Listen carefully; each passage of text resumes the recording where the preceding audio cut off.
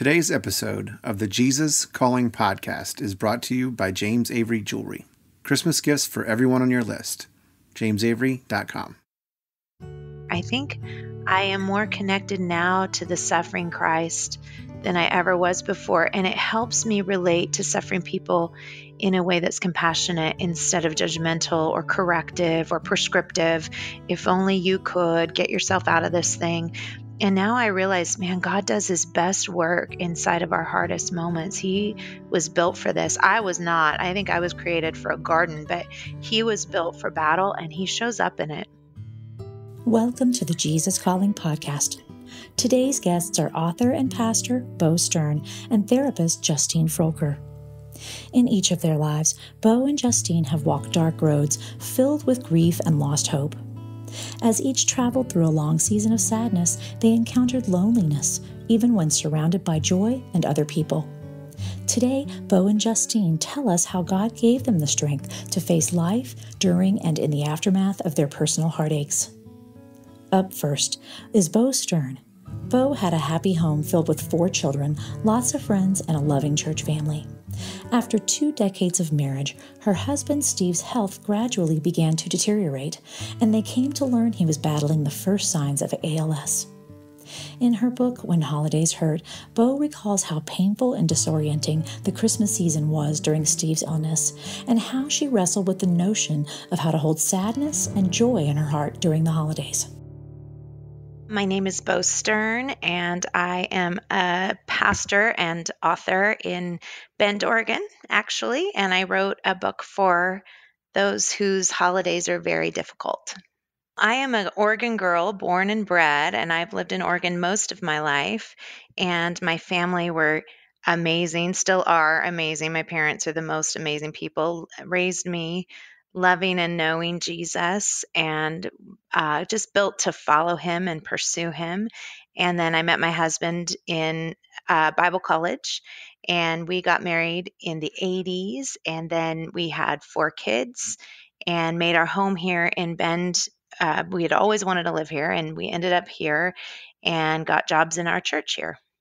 My parents had a really lovely view of God, but also a stringent one in terms of if you do things right, then he will bless you and he will take care of you. It was kind of a try to be good and stay out of his way idea.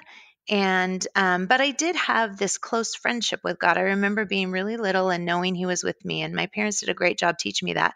But there also was a very strict follow the rules idea. Their background was Mennonite and pretty conservative in terms of how you dress and what you say and what you do and don't see and what you do and don't, say. And so I had kind of an idea that if I saw people's life hit really turbulent times, that there probably was a reason why. There was probably something that they had done, and if they only had done something a little bit better, God would have been happier, or things would have gone better, or these are just natural consequences. So I kind of had this secret belief system. I don't know that it was even visible to myself, that as long as I did things okay, and as long as I kept out of trouble, things would go okay for me and my family. My husband was in sales most of his life, and then in ministry for about the last 8-10 years. Yeah, he loved being in business and being able to take his relationship with God into a really hurting world.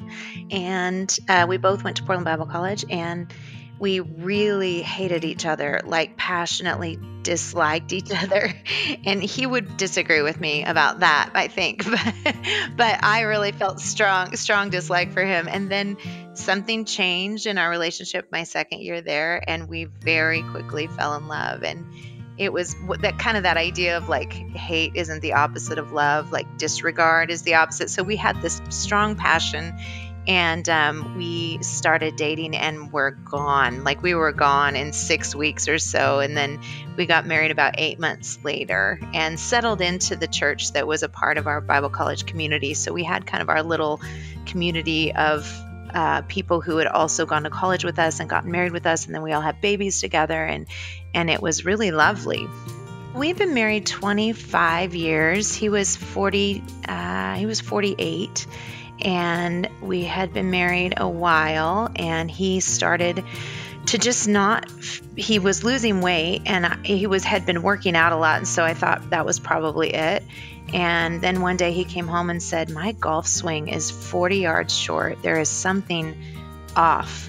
And not everyone can gauge their health by their golf swing, but my husband could. And so we kind of started a process of going to doctors, and they misdiagnosed things a few times and came up with a rotator cuff injury. And it was just a lot of stuff then trying to figure out, and we'd think he was getting better. And then, it seemed like he wasn't getting better. And he had a really intense travel schedule, so he was tired a lot. So it was just a lot of things of him just not being right.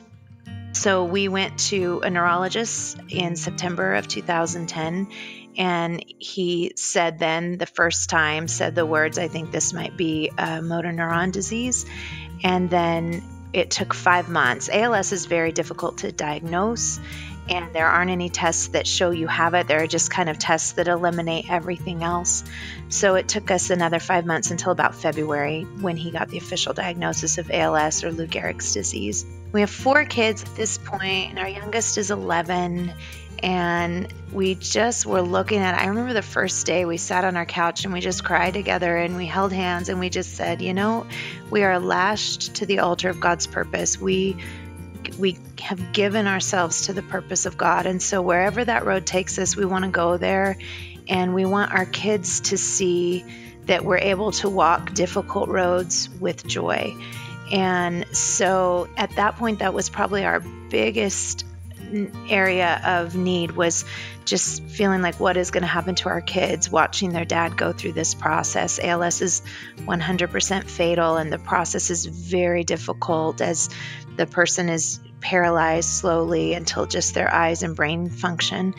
And so looking at that from the beginning of the road and trying to figure out what it would look like as we walked into it was really scary. And so our determination was just like, God, we don't know exactly where we're going, and we're going in blind, but this is what faith will have. This is where faith is going to have to carry us. And then all of those things came up but we did it as right as we knew how to do it. And we paid our tithe and paid our dues and did all the right things. And still it feels like our ship is sailing into this stormy sea, and we can't steer out of it. And we had to determine at that point that we would know the love of God in that situation, even though it didn't seem fair, it didn't seem right. And it really started to jostle our theology and move some pieces around in what I will say was a very good way. It was also very difficult. Nothing like a looming ALS diagnosis will set you on your spiritual feet and say, you better get it together, sister. We had people that were really, certain that Steve would be healed, and really stuck their flag in that ground and really prayed and fought for that. And I appreciate it. But there was a moment where we had to say, the will of God is going to be the will of God in this situation, and we are going to love him in it. And we wanted our kids to see that the love of God for our family was not tied to Steve's physical outcome. That was a core value for us, was this is getting moved around in our life, this idea that if we do it right, God will respond to us right. And now we're saying, no, we're looking at the God who works all things together for his good and his glory and our good.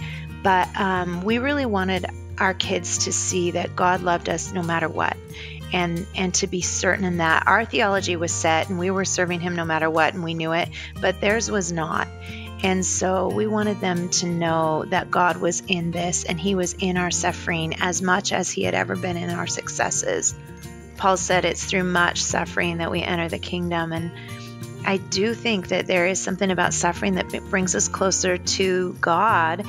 And the centerpiece of our faith is Christ on the cross. Suffering stands at the middle of what we believe, and yet somehow, especially in America, we've created this idea that God's mission in our life is primarily to lead us around it.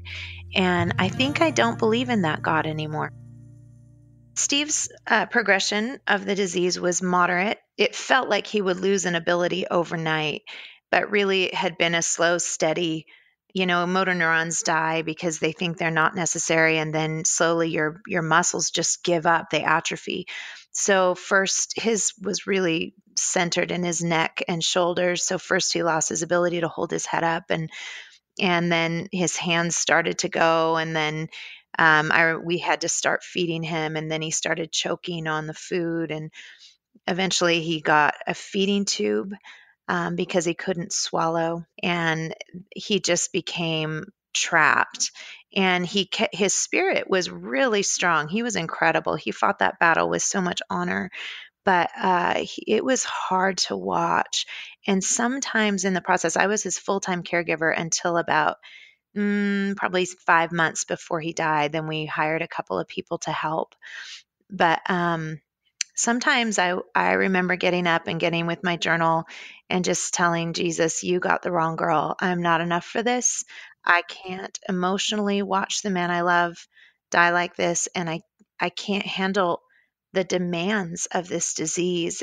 It was living in this life or death mode all the time, and crisis around every corner, and trying to walk my children through that was just really demanding and really challenging. And I remember times where I just thought, I can't imagine ever living a day that looks like normal again. Even after he goes home to be with Jesus, I can't imagine my life ever looking normal. And so there were a lot of really in the trenches, duking it out, wrestling it out with Jesus. Not all my words were nice, not all my prayers were kind, but he showed up in them and just kept pulling me back into himself. And it is amazing to look back from the other side and see God's flawless care of us, even though it was just brutal. I like being the person who gives the help and delivers the mac and cheese. I don't love being the person who receives it, but I was in a place at that point where I realized I will go under without it. I've got to have people on my side here, and I've got to take actual get the laundry done, do the Costco shopping help. And that was really important for me to learn. You're very compassionate before you need help, but you're never more compassionate than you are after you have to receive it.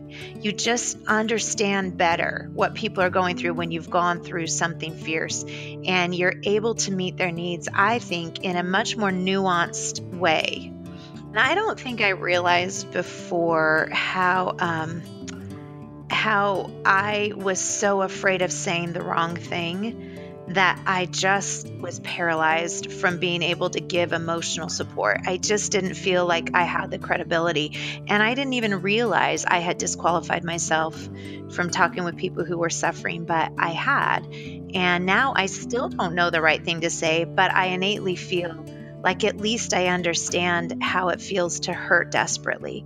And so I can come alongside you, and I can make space for that in my life. I can build a place for you inside of your pain in my life because I've been there and I feel it. One thing I did that I really am thankful for is in the beginning, when people would ask me, how can I help?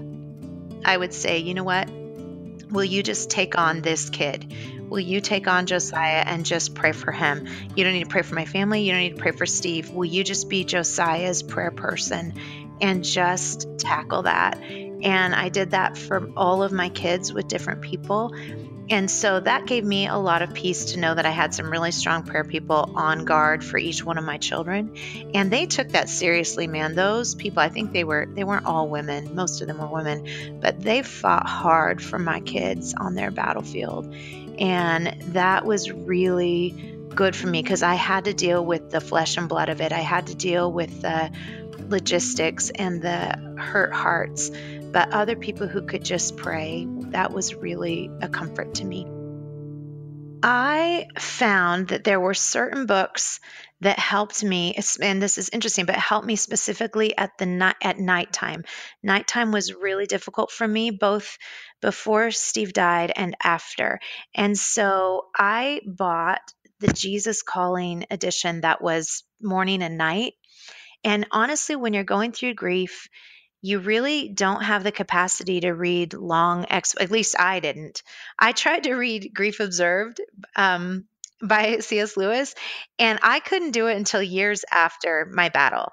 I needed small, digestible, encouraging things. That's what I needed. And so I started really leaning on Jesus Calling during that time, one reading in the morning and one at night.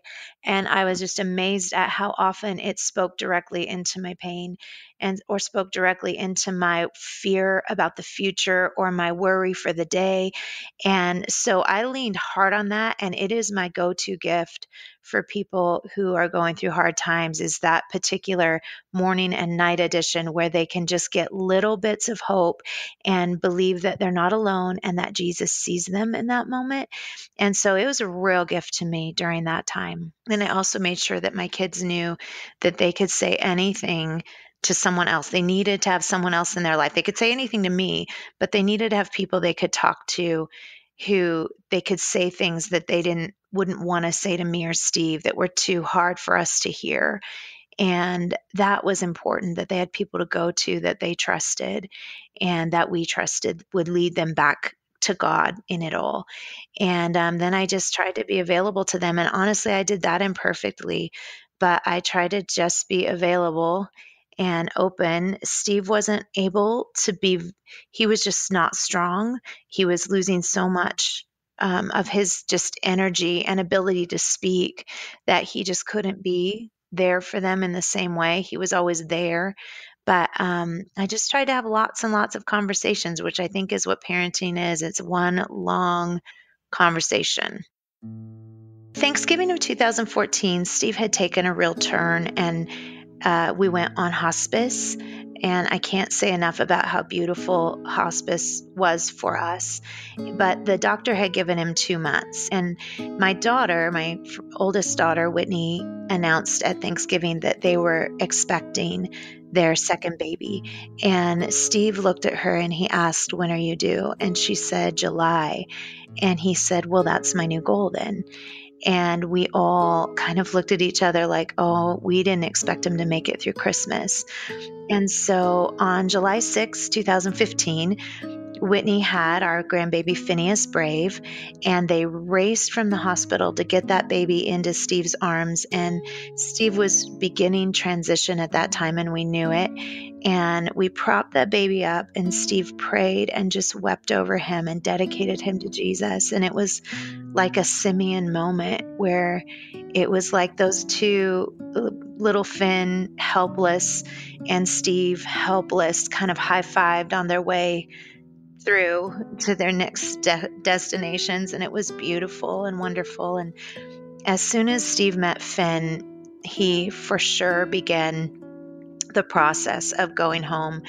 And the last week of his life, my pastor came over to see him and pray with him, and as he did every week. And he said to Steve, "Steve, who's waiting? Is it you or is it heaven?"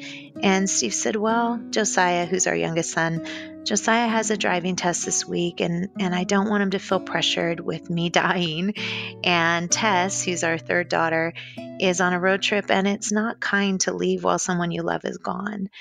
And so Tess got home, Josiah passed his test, and one morning he woke up and I got him out and got him into his wheelchair and did all the stuff we did to get him ready for the day. And I could just tell he was in and out.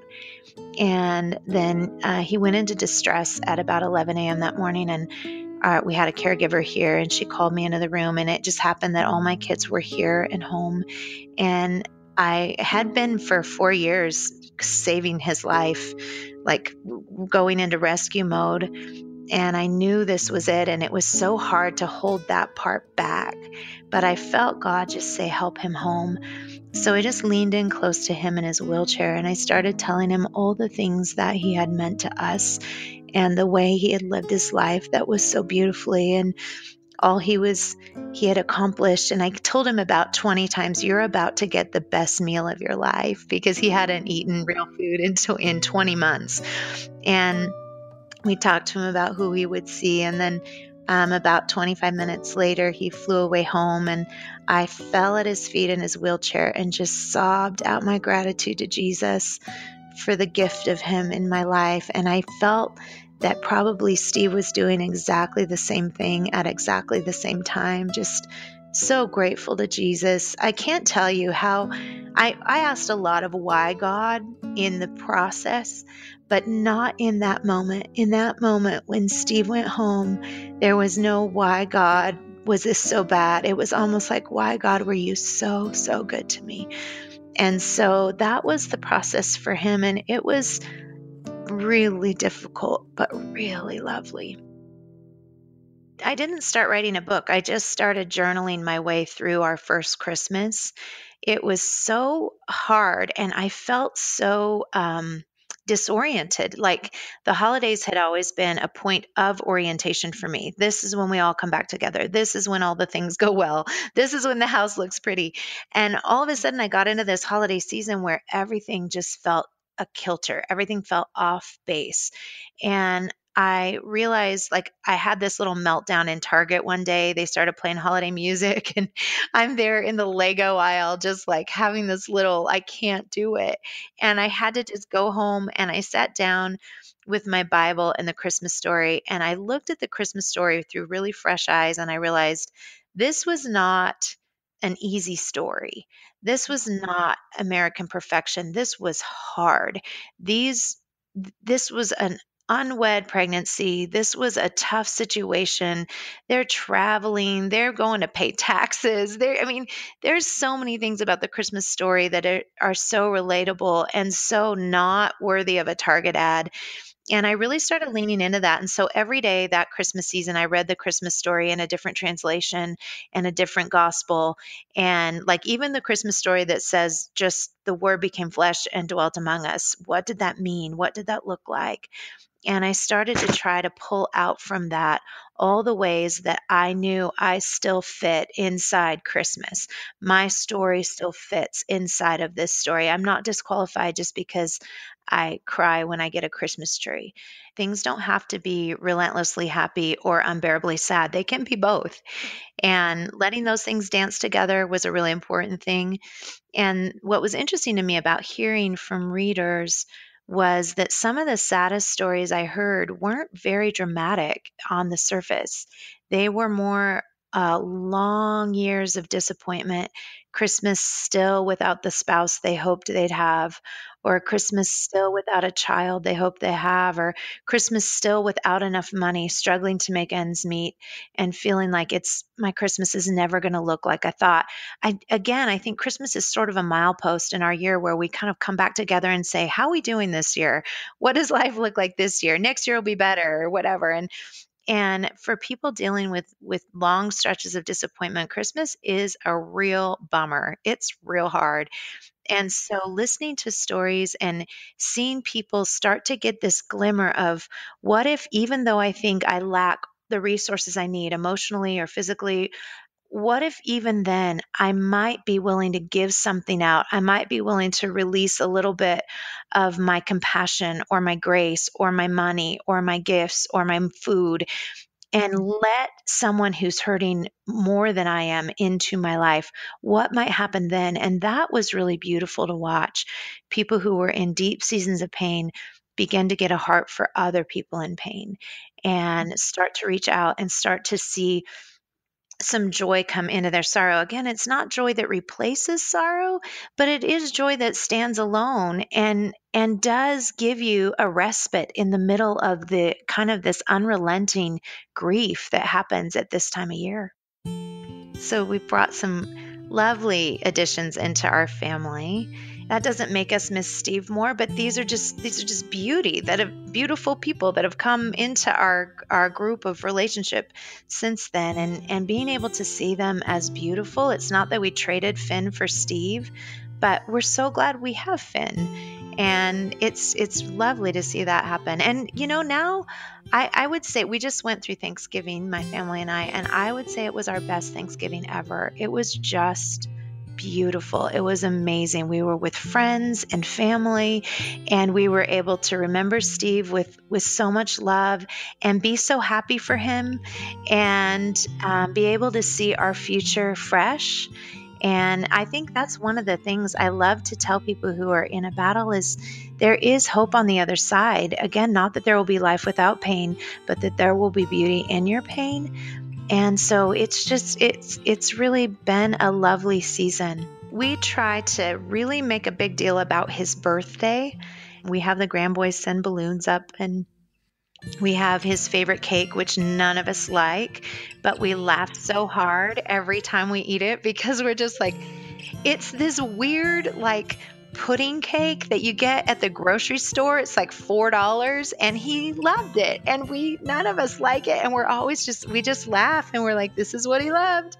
And so every birthday we really celebrate that and celebrate his life. And then holidays, we just try to remember good, fun stories, even when the stories happened during his illness or were because of his illness. He had a certain call button that he used to get us that was the sound of a doorbell. And we all have sort of PTSD surrounding doorbell sounds now. And so we try to make it funny, and we try to just say that, wow, that was hard. But we're all still standing. And I think we know how to love better than we knew before. And so I think usually I tell people the only thing you can control is inhale, exhale. So make sure you're inhaling the compassion and grace you need from God and from other people. And make sure you're also exhaling out compassion for other people, compassion that doesn't always circle around what you've experienced. When someone tells you about something they're going through, you don't have to automatically bring that back to what you've been through. Just let them receive from you, receive grace, even if it's just silence, but they're receiving from you. And I think that's all we can do is inhale, exhale. And everyone is at a different level of being able to do that. And so I'm 4 years out, and I'm able to give out in vastly different ways than I could give out 2 years ago or 3 years ago. And so I didn't demand that of myself 3 years ago. I let myself sort of be fetal position and just write a check to the benevolence fund. But now I can give out emotionally, and I can give out in other ways. And knowing what you're able to do and doing that is all God asks. I don't think he asks us to be like each other. He just says, do what you can do now, and I'm going to meet you with the resources you need to do the next right thing. God has already been to all the minutes that you will face, and he's made provision there. And you may not know it right now or see it right now, but you'll see it when you get there. So I think in the holidays especially is a time where we have to be willing to live in the moment with the provision that God's made for us and trust him with the minutes that will come. I can look back and see his fingerprints all over the landscape. I see where he showed up, and I see where his care for me was so faithful and so true. And so I just want to try to encourage people that there is hope, that you will get to the other side, and that he will walk you through it and to whatever it is that he has for you next. And he's faithful in these hard times. You can find Beau's book, When Holidays Hurt, wherever books are sold. Stay tuned to hear our next guest, therapist Justine Froelker, after this message from our sponsor. Hi, I'm Laura Neitzling, the host of the Jesus Calling podcast. One of my favorite Christmas memories when I was growing up was the gift that I would get each year from my dad. I would smile, seeing that tiny box under the tree each year, and couldn't wait to open it.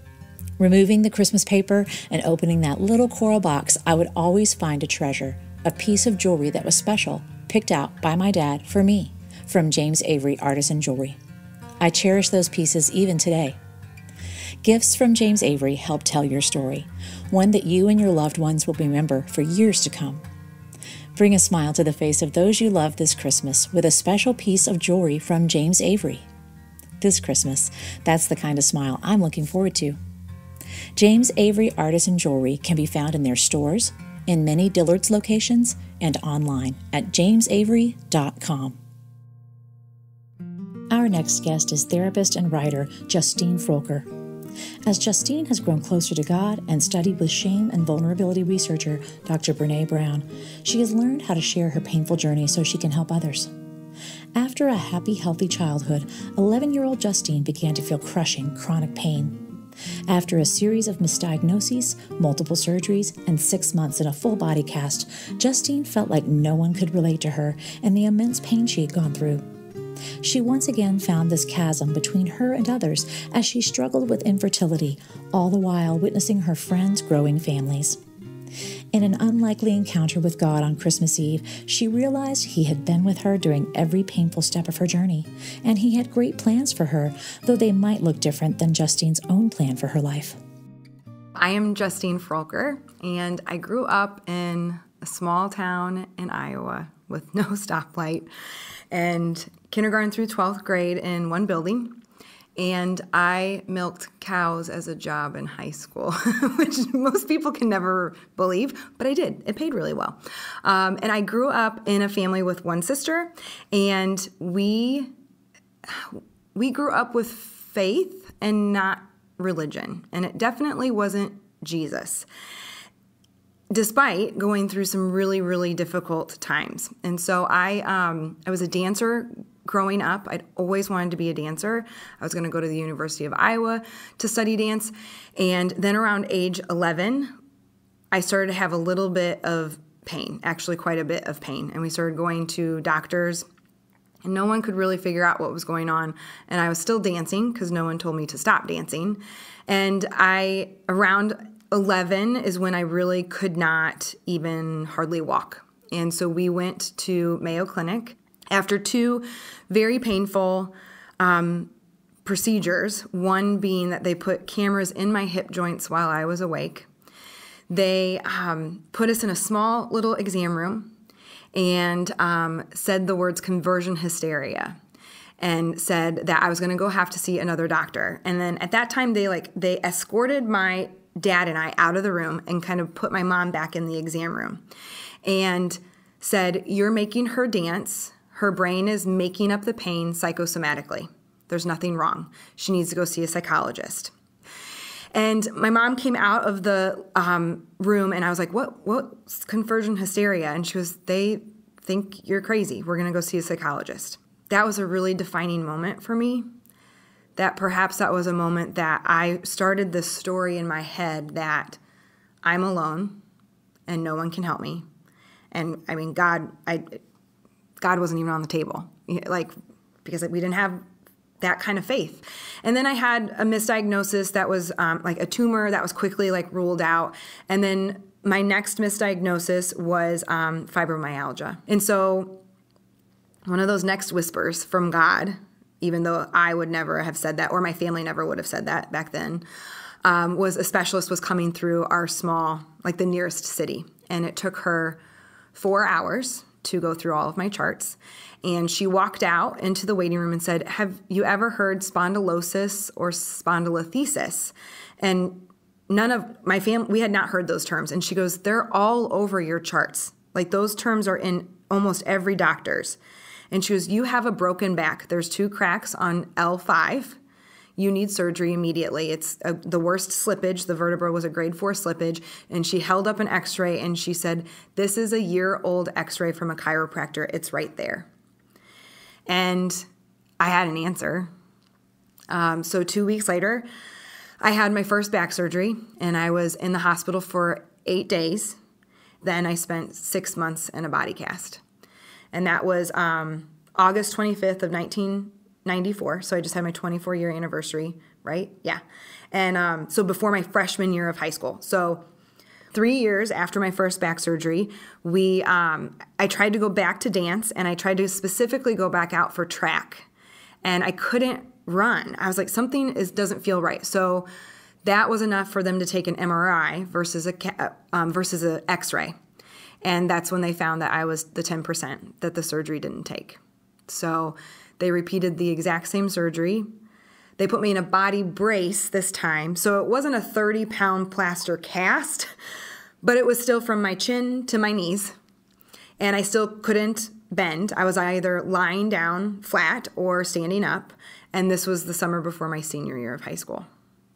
So we repeated it. It was an easier recovery because it wasn't a cast, but I also got pneumonia. So they had to drain my lung. And so it was just kind of one thing after another. And again, that kind of story of you're all alone, no one can help you. And again, just God wasn't on the table yet. And so it was following that I said, "Peace out, I'm going to college in Missouri," of all places. So I was the only girl, I was the only student from my class in a class of 50 kids that went out of state for college. And I didn't want to be the girl in the body cast anymore. And I knew I wasn't supposed to be a farmer's wife. And so I left. It was after college that I actually met my husband, Chad, and I had gone all those years telling myself that I never wanted to be a mother. What I know now is that that's denial. Like, I didn't think it was possible. Like, I knew it wasn't going to be possible, let alone the limitations of my body. And so I had told myself that we weren't going to have kids. We got married believing that we were going to be a child-free couple. And then, well, it was God, I suppose. You want to call it biological clock, whatever, or meeting the person that you're going to spend your life with. It's God. We knew we wanted to try. And so we explored gestational surrogacy. So we had to go through I had to go through all the medications to get my eggs, to make embryos with Chad, and then we found a surrogate online. And then we embark on an infertility journey. And I put my body through synthetic hormonal awfulness. And we get 2 embryos our first round, and she doesn't get pregnant. Nothing happens at all. And we had only planned financially and emotionally for 1 round. But then you lose 2 babies. And it was supposed to work because it had to work. It was supposed to work because we had all these people praying for us and positive light and energy and all of that stuff. It was supposed to work because we had the best doctor. It was supposed to work because we were young. It was supposed to work because our surrogate was great and healthy. And it didn't. Not even 1 positive pregnancy test. We had a grainy black and white picture of 2 8-cell embryos. And so I had a friend look at me who had been bugging me to go to a certain church for a long time. But there's no way I was going at this point because I was pretty mad. And she said, are you going to be okay in 20 years if you guys did something that only has a 50% chance of working 1 time? And honestly, it's less than 50%. Infertility has a 30% success rate of a baby in your arms. Not enough people talk about that statistic. So the odds aren't in your favor. And so we took out the loan the next day. We were able to take out a loan the next day because IVF is expensive. Because you can't live your life with that wonder. The wonder of what those 2 babies would have been, and then the wonder of, like, what if we had tried one more time? And so we did. We took the loan out, and lots of couples won't ever get to take that loan out. So that was a blessing right then and there. And we tried one more time, and my numbers were worse. We only got 1 embryo, and so that's why I always talk about my 3. And again, she didn't get pregnant. And so with broken hearts and really angry at the God that I now for sure knew would not help me, even though I had tried to seek him for so long before that, we ended our journey without kids. And also the money was gone, and not enough people talk about that part. And so we started to do this work of what's it look like to lead a child-full life. Like, I know that one of my values is motherhood, and so I work and I fight for and I create and I receive ways to mother. We never felt called to adoption, and I love having that conversation, especially in the Christian community, because I think a lot of people think that adoption is the fix to infertility. And I think Christians definitely are called to adoption. It doesn't mean every Christian is called to adoption. And so we are very involved in lots of kids' lives, but we were not going to sign up for another journey that involved a lot of heartbreak and way more money that we didn't have. And so, and then we were in the desert, like a real dark desert, because you're now in debt. You're now even more mad at God. And now you have to figure out what life looks like when it wasn't supposed to be this way. That's not what we hoped, dreamed, and planned, or even paid for. I'm pretty mad at God. And I wrestled for a really long time. And I think it was persistent friends who just kind of kept loving me well where I was, not shoving it down my throat, because those only made it worse. it would bring up that unfair God, that like God of like, I don't like, what loving God are you talking about? I don't like, what loving God would put me through what I have been through. And that's been one of my lessons. Always look for the loving Father. Always look for the loving Father. He is there. And so we stumbled into our current church 4.5 years ago on Christmas Eve because my friend would not let it go. She goes, just go. I think you'll like it. Just go. It's big, because I was struggling with that part too.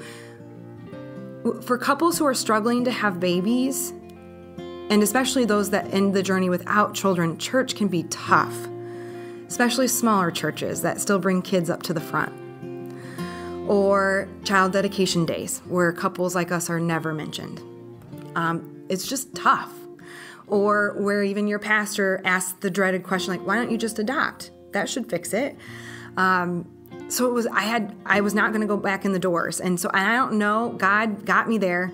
And I remember walking into this huge church, and Chad was like, this does not even look like a church. I mean, especially how he grew up. I mean, they serve coffee, and there's like a band like on the radio, and the volunteer saw our faces, and she's like, are you new here? She could totally see it right away. And we were like, yeah. And she goes, well, we're in overflow already. So just for future reference, Christmas and Easter, you got to get here about 45 minutes early. And I remember I looked at Chad with tears in my eyes, and he knew I was so mad right away. And I remember looking up and thinking to God, seriously, you got me here? And I have to go watch on a screen? And then the service started and the music played, and it was exactly what my broken soul needed. He showed up. And it was a wrestle because I had to wrestle with the fact that long ago, I had chosen the story of no one will help me. I'm all alone. There can't possibly be a God, when he was there the whole time. And it's those things that he used to lead me to him. When I teach, I always say God gifted me this story to teach the world this work. And so I'm a certified Daring Way facilitator. I've trained with Dr. Brené Brown, who's a shame and vulnerability researcher. And she teaches a lot on empathy versus sympathy. My story is a perfect example of that. Sympathy, I feel for you. It's pity. Oh, you poor thing. I just can't imagine. Versus empathy, I feel with you. Oh my gosh, that's awful. We're trained and socialized to give sympathy, and even to think that we want sympathy. I'm so sorry. First question I get asked everywhere I go, how many kids do you have? We can't have kids. We tried really hard. We live a child-full life, and so we work really hard on practicing, on parenting in other ways. And I will oftentimes get the response of sympathy, oh, you poor thing, I just can't imagine. Or I get the response of, why don't you just adopt or just try another round? Both of these responses come from love.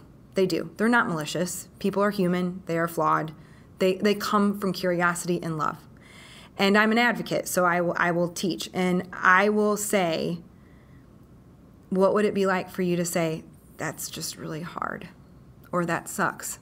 Can I sit with you? So much of what we think people need is for us to fix their pain. And then we both feel crappy and alone when we do that. So what if instead you practice courage and sat beside me, with my pain, not in it. We don't all need to sit in our pain, because then we're both in it, and how are we going to crawl out of it? But just sit beside me, show up. You don't need to say anything, because nothing you say can fix it. The important part of that conversation is not just like the script of, oh my gosh, that's hard, or that sucks, or whatever else. The hardest part about that conversation is the vulnerability part. You have to practice vulnerability, but that's what's required of connection. And at the end of the day, we're all yearning for heaven, because he made us that way. We are yearning for him. We're yearning for connection. He wired us to connect. But that requires vulnerability. And that takes courage. One of the toughest parts of the infertility and loss journey that I think a lot of people, they forget or they don't consider the weight of them are, I call them seared dates. So it's the dates of due dates that they were supposed to be here, that we will remember them always. It is the holidays, the time of year. August can be brutal. It's a whole month of back to school pictures on social media. A whole month. Then you've got the holidays, and man, I have wrestled with Christmas especially. Christmas is always tougher than the Easter holiday, and even Thanksgiving, and it's this longing of what would it have been like to have them here at the table. What would they, like, oh my gosh, they'd be 6 this year, like totally like getting the Santa thing, and you're praying that the dream's not crushed at school too soon. But like, it's the wonder and the yearning of it. And so there's this component of, I think so many people think we can't say anything. We don't mention couples like you in church, or even our friends and family don't say anything because they're afraid they'll make us sad. We're already sad. And there's so much power in you seeing us.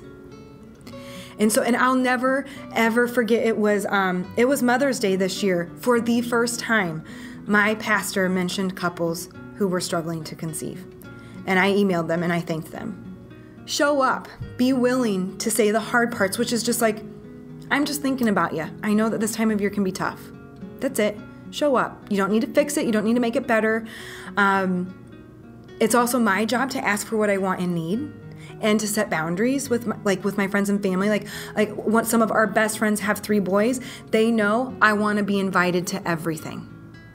And they also know that there will be days that I say it's too hard and I can't come. And then it's also my job to create those traditions. And that's been, though, years of working through it. There's 2 years there where, 1 year where I did not put up anything Christmas-wise. I was struggling. And so it was hard.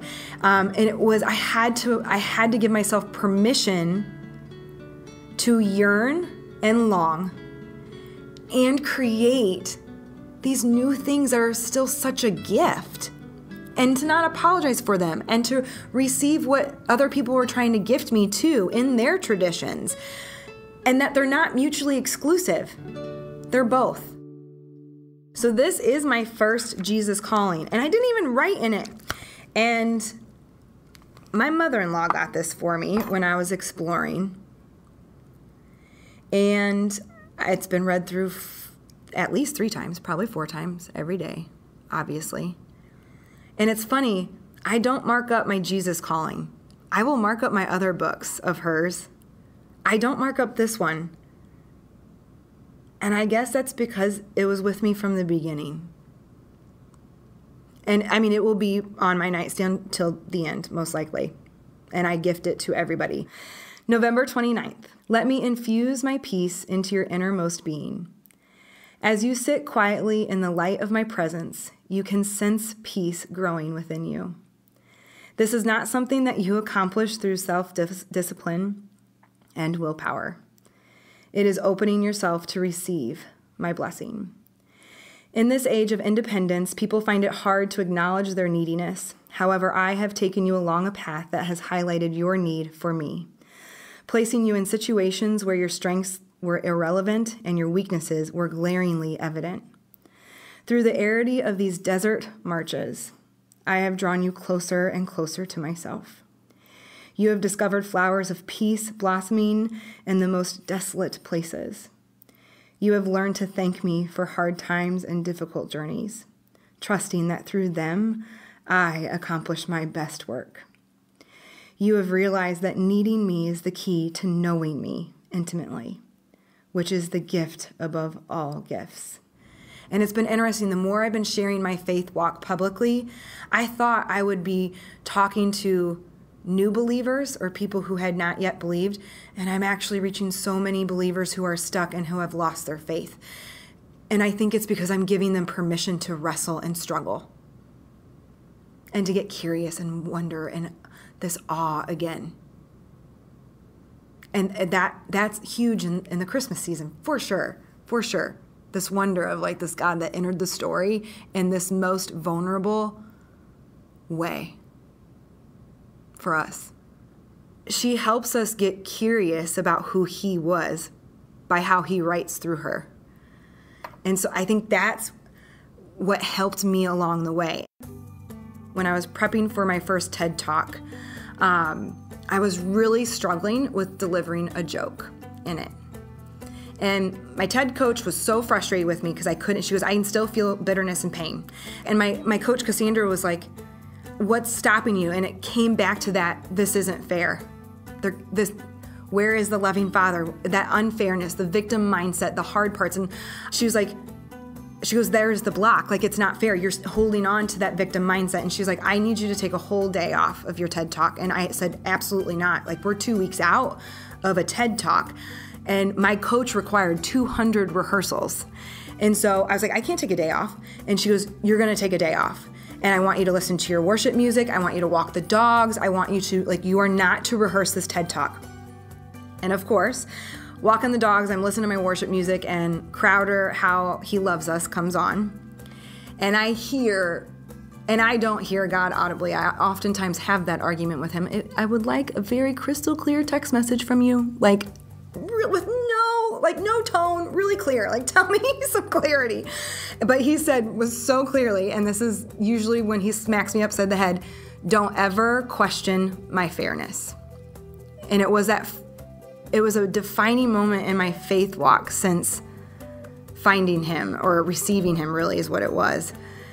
Don't ever question my fairness. And my story's still tough. And it's trauma, and it's loss and grief, and that will live in our bodies forever. And people call it hard forever. And on the hard days and the good days, the enemy will grab it. I've stopped calling my story hard. I have a big story. Because when we hold on to the hard parts of our story, I think the enemy and shame will grab them and run. And we don't honor our big stories when we let that happen. And we don't honor the path that God's laying out for us to glorify him and share him and his son with people. To learn more about Justine and the resources she offers, visit justinefroelker.com. Next time on the Jesus Calling podcast, we talk with Will Graham. Will is the grandson of legendary minister Billy Graham and the vice president of the Billy Graham Evangelistic Association.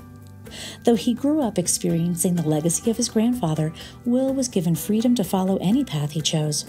He tells us why he chose to work in his family's ministry. People often ask me, so Will, when did you decide to get into the family business? When were you going to fall into your granddaddy and your dad's steps? Well, first and foremost, I tell people it's not a business. When it comes to ministries, they're not ours, they're God's. God gives people ministries. And when I look back at my life, there's not one day I can just put my finger on and say, here it is. But I see breadcrumbs. I see where God was leading me toward this. Do you love hearing great stories of faith each week via the Jesus Calling podcast? We want to hear from you. If you haven't already subscribed to the Jesus Calling podcast, visit the Jesus Calling page at itunes.com and hit the subscribe button. While you're there, we'd love for you to leave us a review and tell us how you feel about the show and what future guests you'd love to see. Your reviews and subscription help us share these stories of faith to more people who need the hope and encouragement of Jesus Calling. If you have your own story to share, we'd love to hear from you. Visit JesusCalling.com to share your story today.